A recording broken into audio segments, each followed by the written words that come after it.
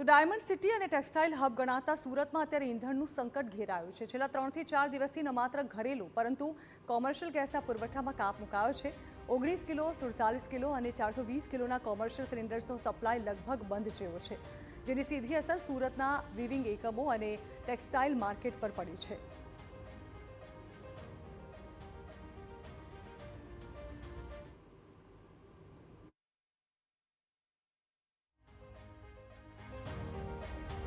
અત્યારે જે રીતે યુદ્ધની પરિસ્થિતિ ચાલી રહી છે અને તે વચ્ચે સૌથી અસર છે તે ભારતના અને ગુજરાતની અંદર સુરતની અંદર હવે વર્તાવા માંડી છે। કારણ કે જે રીતે સુરતની અંદર સૌથી બે મોટા ઉદ્યોગ છે ડાયમંડ અને ટેક્સટાઇલ ઉદ્યોગ।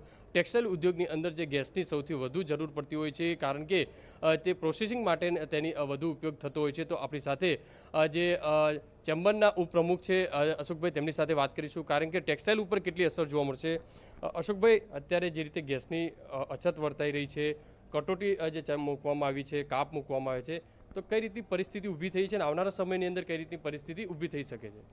ઓવરઓલ અત્યારે જે ટેક્સટાઇલ ઇન્ડસ્ટ્રીઝની વાત કરવા જઈએ તો મેન છે વિવિંગ ઇન્ડસ્ટ્રીઝની અંદર 12 થી 15,000 લોકો જે વિવિંગ સાથે જોડાયેલા છે, જે સ્ટીમ આપી રહ્યા છે, જે ટ્વિસ્ટેડ યાર્નને સ્ટીમ આપવું પડે, એ સ્ટીમ જે આપી રહ્યા છે એની અંદર અત્યારે ગેસ આધારિત સ્ટીમ આપવામાં આવે છે અને એ સ્ટીમનું અત્યારે ગેસ પૂરતો પુરવઠો મળતો નથી, જેને લઈને જે 12 થી 15,000 યુનિટો છે એને એ સીધી અસર થવા જઈ રહી છે। અને આમ ઓવરઓલ ગણવા જઈએ, વાત કરીએ તો પ્રોસેસિંગની અંદર પણ કોલસો ખતમ થઈ રહ્યો છે, એની અંદર જે સ્ટીમ હાઉસ હતા એ પણ બંધ થવા અને આરે બેઠા છે। જો આ યુદ્ધ લાંબુ ચાલે તો હું માનું છું કે ઇન્ડસ્ટ્રીઝને બંધ કરવા સિવાય છૂટકો નથી, કારણ કે જો પરિસ્થિતિ નિયંત્રણમાં છે જ નહીં, કારણ કે આંતરરાષ્ટ્રીય જ્યારે આ એક યુદ્ધ ચાલતું હોય ત્યારે સરકારને પણ અમે રજૂઆતો કરી છે કે ક્યાંક ગેસના કાળાબજારને રોકવા, જે પુરવઠો છે એ તાત્કાલિક ધીરે સપ્લાય જો મળતી રહે તો હું માનું છું કે થોડીક ઇન્ડસ્ટ્રી આગળ ચાલશે, અન્યથા જો લાંબુ યુદ્ધ ચાલે તો આ ઇન્ડસ્ટ્રી બંધ કરવાનો વારો આવશે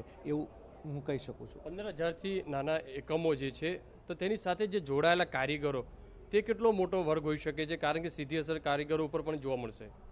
જો આ ઓવરઓલ જોવા જઈએ તો ત્યારે આખા દેશની અંદર જે વર્કર છે એના ઉપર સીધી અસર થવાની, કારણ ટેક્સટાઇલ તો MSME છે। આજે સુરતની વાત કરવી તો ડાયમંડ અને ટેક્સટાઇલ ઉપર બે મોટા ઉદ્યોગો છે અને બંનેની અંદર ગેસની જરૂરિયાતો હોય છે, એમાં ખાસ કરીને ટેક્સટાઇલ તો મોટો જથ્થો વાપરતો હોય છે, ત્યારે વર્કરો છે તો સુરતની વાત કરીએ તો 22 લાખ વર્કરો ટેક્સટાઇલની અંદર જોડાયેલા છે। તો ક્યાંક ને ક્યાંક આ અસર સીધી માલિકો ઉપર તો પડવાની છે, પણ સીધા નાના જે વર્ગ છે, કારીગરો છે, એના ઉપર પણ પડવાની છે। અત્યારે કઈ રીતે કાળાબજારી થઈ રહ્યા છે, કારણ કે બોટલના ભાવ છે ડબલ 3 ગણા આપવા લોકો લઈને પણ જે રીતે લેવા માટે મજબૂર બન્યા છે। એક સમય ટોકીસની અંદર ટિકિટના કાળાબજાર થતા હતા, આપણે જોયું છે, પણ આ જે યુદ્ધની પરિસ્થિતિમાં જે રીતે બોટલના કાળાબજાર થઈ રહ્યા છે એ તો કંઈક 10 ગણો રેટની વાત થઈ રહી છે કે કોઈ 10 ગણા પૈસા આપે તો મને બોટલ મળી જાય, મને ઇન્ડસ્ટ્રીયલ ગેસ મળી જાય। આ રીતનું જે અફરાતફરીનું વાતાવરણ થઈ રહ્યું છે એના ઉપર અમે સરકારનું ધ્યાન દોરવા માટે અમે વિનંતી કરી છે।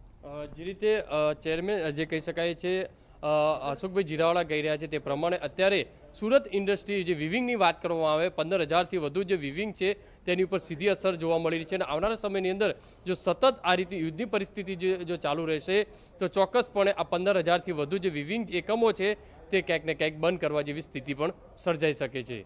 કેમેરામેન સંજય ચંડલ સાથે બલદેવ સુથાર, TV9 સુરત। તો સુરતમાં સર્જાયેલી અછતને કારણે જનતા સહિત વેપારીઓમાં ભારે રોષ જોવા મળી રહ્યો છે। હવે જોવાનું એ રહેશે કે તંત્ર અને ગેસ કંપનીઓ આ સમસ્યાનો ઉકેલ ક્યારે લાવે છે। 4 દિવસથી મળ્યું નથી, એટલે હવે અમારા જે કમર્શિયલ ઇન્ડસ્ટ્રીયલના રેગ્યુલર કસ્ટમર છે એ લોકોની પરિસ્થિતિ પણ કફોડી થતી જાય છે અને એ લોકોને કદાચ 1-2 દિવસમાં એવી પરિસ્થિતિ સર્જાશે કે હોટલો પણ બંધ થશે, ઇન્ડસ્ટ્રી પણ બંધ થશે, એ દિશામાં આગળ વધી રહ્યું છે। કેટલું નુકસાન થઈ શકે છે? નુકસાનનો તો કોઈ અંદાજો જ લગાવી શકાય એવું નથી।